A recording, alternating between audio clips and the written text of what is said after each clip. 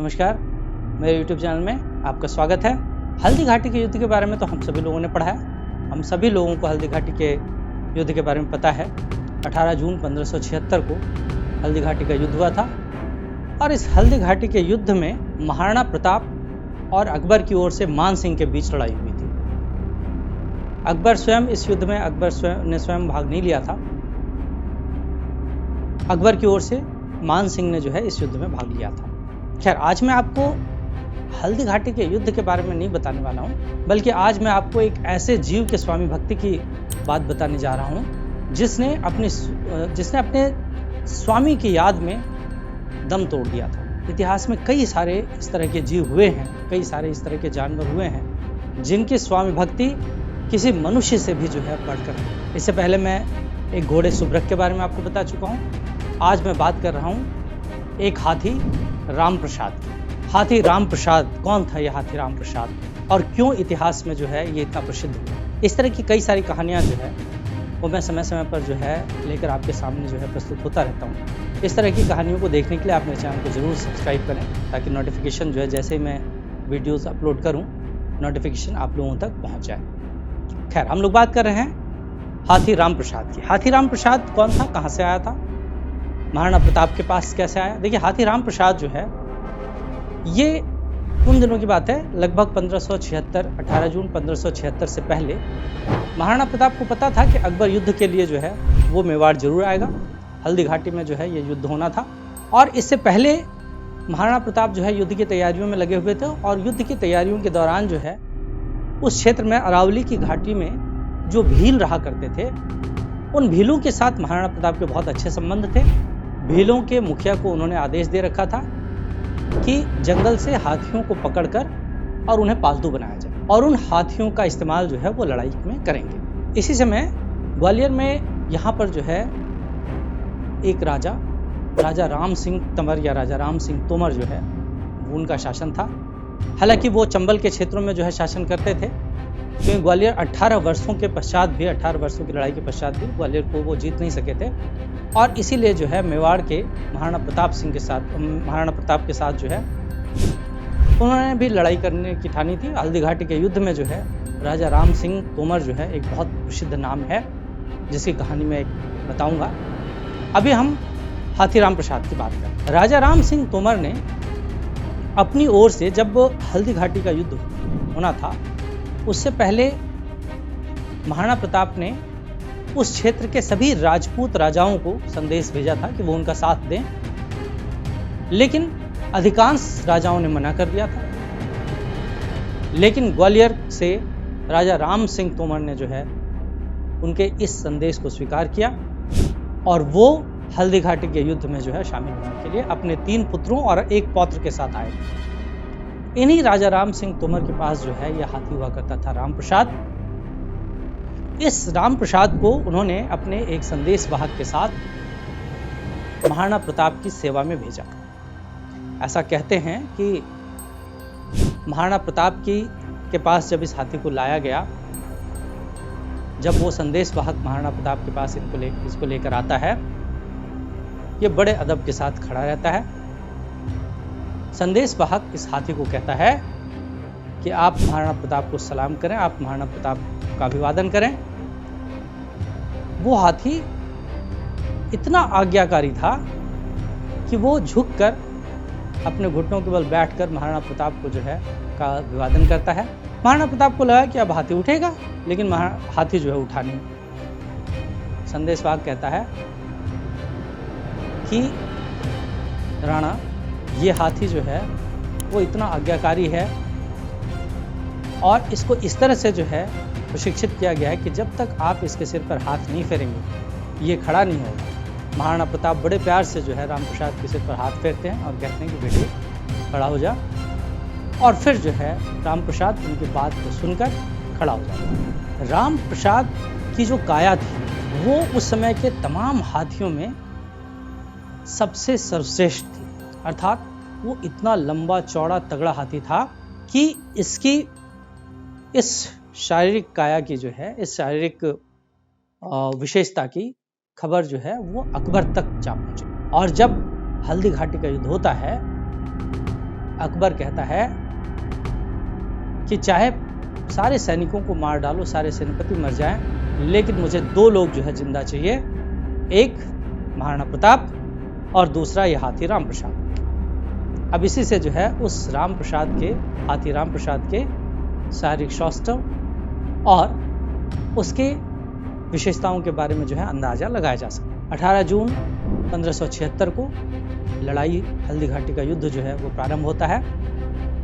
और बहुत महत्वपूर्ण बात थी कि हल्दी घाटी का युद्ध जब जिस दिन शुरू होता है उस दिन इन्हीं ग्वालियर के नरेश जो है राजा राम सिंह तोमर ने सबसे पहले जो है इस लड़ाई की कमान संभाली। उनके 3 पुत्र और एक पौत्र सभी इस लड़ाई में जो है शहीद होते हैं। इस लड़ाई में जो है जो हाथी होते थे उनका एक दूसरे के साथ जो है द्वंद्व युद्ध होता था। जैसे उस समय जो है जो मेवाड़ का जो एक हाथी था लूणा, उसका युद्ध जो है वो उस समय मुगल सेना के हाथी गजमुक्ता के साथ जो है द्वंद्व युद्ध हुआ था। इसी तरह से ये जो हाथी था राम प्रसाद, ये जब अपने महावत के साथ जो है वो उस युद्ध में उतरता है तो चारों ओर हाहाकार मच जाता है। इसने उस समय मुगल सेना के 13 हाथियों को जो है मार डाला और पता नहीं कितने सैनिकों को जो है वो अपने पांव से, अपने सूंड से जो है रौंद डाला। इस तरह से बहुत तेजी के साथ जो है वो सैनिकों को मारता हुआ आगे बढ़ रहा था। ये सब कुछ जब युद्ध में मान सिंह और सलीम ये दोनों ही जो है उस हाथी को आगे बढ़ते हुए देख रहे होते हैं, तो उन्होंने जो है ये निश्चय लिया कि इस हाथी को पकड़ना बहुत ज़रूरी हो गया। और उन्होंने जो है पूरे 7 हाथियों का जो है एक चक्रव्यूह तैयार किया और एक हाथी के ऊपर 2 महावत को बिठाया गया। इस तरह से 14 महावत जो है वो इस हाथी को पकड़ने के लिए, राम प्रसाद को पकड़ने के लिए जो है 7 हाथियों का पूरा चक्रव्यूह तैयार करते हैं। और इस चक्रव्यूह की जिम्मेवारी जो है उस समय मुगल सेना में जो हाथियों का सेनापति हुआ करता था, अर्थात हाथियों की देखरेख करने के लिए का जिम्मा जिसके ऊपर होता था, हुसैन खां उसका नाम था, उसको पूरी जिम्मेवारी दी जाती है।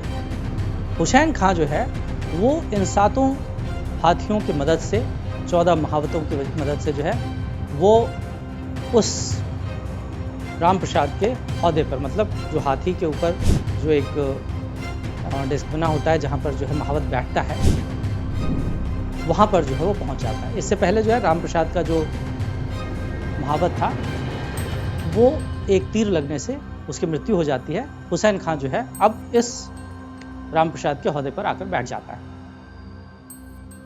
इसी बीच सलीम का एक तीर जो है वो राम प्रसाद के ऊपर आकर लगता है और राम प्रसाद जो है घायल हो जाता है।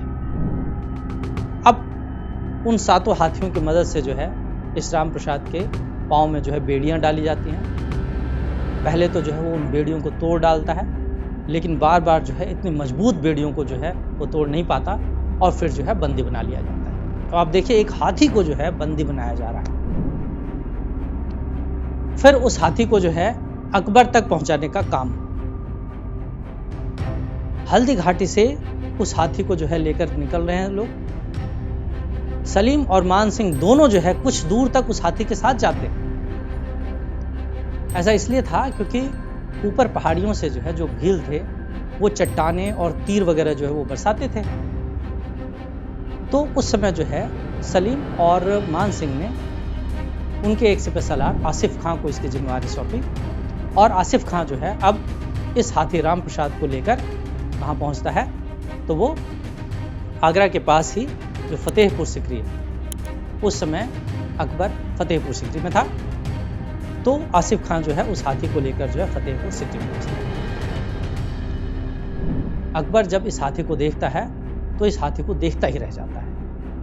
इतना लंबा चौड़ा, इतना बलिष्ठ हाथी उसने आज तक नहीं देखा था और उसने राम प्रसाद का नाम बदलकर पीर प्रसाद कर दिया और उसे कहा, अपने सैनिकों को, अपने सिपह सालारों को उसने कहा कि इस हाथी को तैयार किया जाए, इसके ऊपर जो है जो शाही ओहदा जो है वो रखा जाए। 7 दिनों के पश्चात जो है वो इस हाथी पर बैठकर सैर करने को निकलेगा। जैसे ही आदेश मिलता है सारे सिपह सालार, सारे सैनिक जो है वो उसको तरह तरह के जो है राम प्रसाद को तरह तरह के व्यंजन जो है खिलाने में लग जाते हैं। कोई उसके लिए गन्ने ला रहा है, कोई उसके लिए तमाम तरह की खाने की चीज़ें ला रहा है, लेकिन लेकिन राम प्रसाद जो है वो अपने स्वामी से अलग होकर इतना दुखी था कि उसने किसी तरह का जो है वो अन्न ग्रहण नहीं किया, उसने किसी तरह का जो है भोजन ग्रहण नहीं किया। जब वह भोजन ग्रहण नहीं करता तब जो महावत, अन्य महावत वगैरह होते हैं वो उसको यातनाएं देते थे, और ये कहा जाता है कि 18 दिनों की यातना के बाद जो है राम प्रसाद की मृत्यु हो गई। इस तरह से ये एक ऐसे जानवर के स्वामी भक्ति की कहानी है जिसने अपने स्वामी के लिए अपने प्राणों का बलिदान दिया। तो हमारे देश में वीर योद्धा ही स्वामी भक्त नहीं हुए, बल्कि जानवर, जीव भी इस तरह के स्वामी भक्त हुए। हम इस तरह के वीर जानवरों, वीर स्वामी भक्त जानवरों का नमन करते हैं।